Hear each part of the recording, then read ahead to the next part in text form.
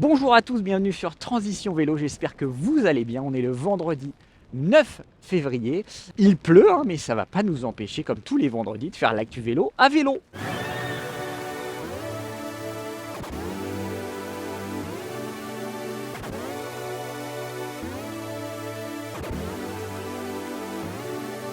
On commence par GeoVélo qui a récompensé les villes les plus actives en matière de pistes cyclables. Et en termes de kilomètres de pistes cyclables par nombre d'habitants, c'est Strasbourg qui rafle la mise devant Toulouse et Le Havre. Strasbourg qui compte 1,17 km de pistes cyclables pour 1000 habitants. En termes de concentration de pistes cyclables, c'est Grenoble devant Toulouse et Strasbourg. Très dense le réseau grenoblois qui remporte ce match. GeoVélo récompense aussi la progression des villes en termes de pistes cyclables. Et là, c'est Amiens qui affiche la plus forte progression en passant de 47 à 90 km de pistes cyclables sécurisées. Une progression de 92%, quasiment doublé les pistes cyclables.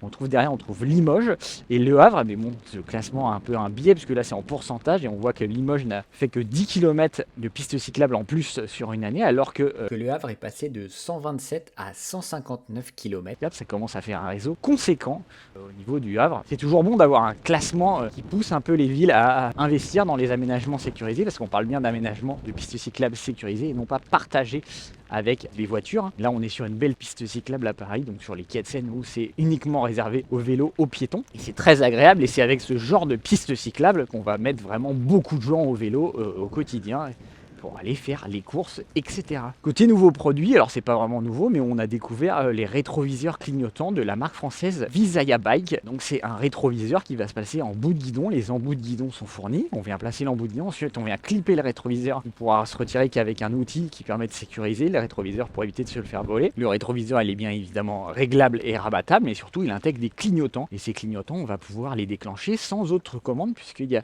des petits taquets en embout de rétroviseur. On va pouvoir appuyer tout simplement avec la tranche de la main, tac, sur le rétroviseur pour déclencher le clignotant. On rappuie pour l'enlever, c'est très bien pour ceux qui n'arrivent pas à lâcher la main, par exemple. C'est pas toujours facile de lâcher la main pour regarder derrière. Donc là, on garde les deux mains sur le vélo, on déclenche le clignotant, on peut regarder derrière, tourner de manière sécurisée sans avoir à lâcher son guidon. C'est toujours plus sécurisant. Ça coûte environ 120 €. Ça se recharge en USB-C et le fabricant annonce 2 mois d'autonomie, mais sans préciser la fréquence. Voilà. On espère tester ça rapidement sur Transition Vélo. Côté nouveaux produits, on a aussi Tenways, jeune marque de vélo électrique qui s'est fait connaître avec des vélos plutôt design et pas très chers, qui lance son premier vélo cargo, le Cargo One. Alors c'est un vélo biporteur. Le biporteur, c'est un vélo qui a une caisse entre le guidon et la roue avant, une caisse de chargement.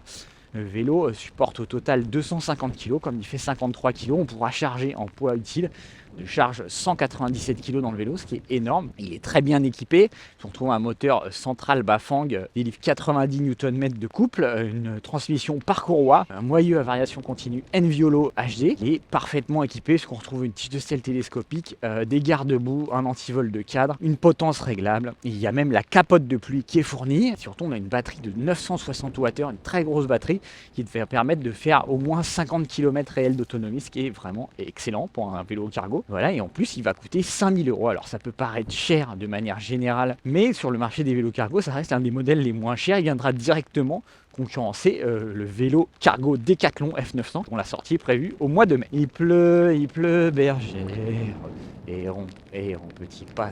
Là il pleut vraiment beaucoup, c'est vraiment la plaie. Le pantalon étanche, la veste est étanche, les gants sont étanches. C'est indispensable, et évidemment les guêtres, indispensables. Là on n'arrive pas presque pas mouillé, on n'arrive pas mouillé. Petit tunnel pour en faire une petite pause en termes de pluie, quoi. On rattaque derrière, tout de suite. On sort du tunnel, on rattaque. Il pleut vraiment beaucoup là. Quel enfer. Tant de merde. On va tout reprendre depuis le début sur le Go Cycle. Petit dérapage. Ça accroche trop les pneus. Toujours du côté des vélos cargo, on a Go Cycle, le fabricant spécialisé dans les vélos pliants à la manière de Brompton, crée un peu la surprise en dévoilant son premier vélo pliant long tail. Donc c'est un vélo qui peut transporter jusqu'à 200 kg avec un long porte-bagages à l'arrière pour mettre un ou deux sièges bébés sur une planche en bois compatible standard MIC HD. La particularité de ce vélo, c'est qu'il a des roues en carbone, un triangle arrière également en carbone. Voilà, ça permet de réduire le poids de l'ensemble tout en gardant de la rigidité. C'est un vélo qui peut porter jusqu'à 200 kg. Donc on se dit qu'avec un pilote de 80 kg, on peut continuer de charger 120 kg sur le porte-bagages arrière, puisque le fabricant ne précise pas la charge maximale sur le porte-bagages arrière. C'est un vélo qui embarque un moyeu à 5 vitesses dans la roue arrière, une transmission par courroie qui est en plus carénée. Le moteur est situé comme sur les autres vélos du fabricant dans la roue avant. Il développe 70 Nm de couple. Seul petit bémol, c'est la batterie qui est très petite sur ce vélo, parce qu'elle fait environ 350 Wh, donc ça devrait permettre de faire 30 km d'autonomie, même un peu moins si le vélo est très chargé. Donc voilà, c'est un vélo qui est en précommande, qui sera livré à partir de septembre 2024.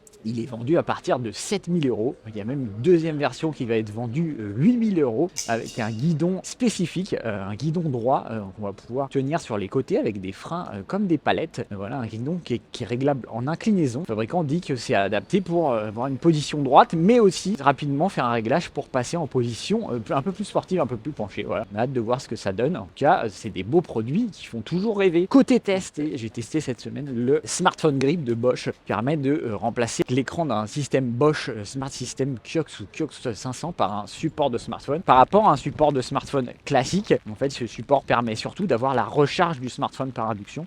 Ça recharge jusqu'à 7,5 watts smartphone en roulant, donc c'est pratique quand on utilise la navigation. Voilà, on vous invite à lire. Ouah, il y a des bouts de verre partout.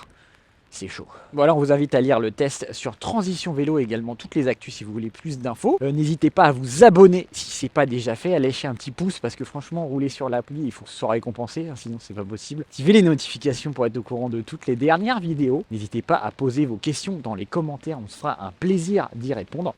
D'ici là, continuez à rouler, faites-vous plaisir, même quand il pleut, bien équipé, franchement ça passe, on enlève l'équipement, on est au sec, il n'y a pas de souci. Voilà, sur ce, roulez bien, on se dit à la semaine prochaine.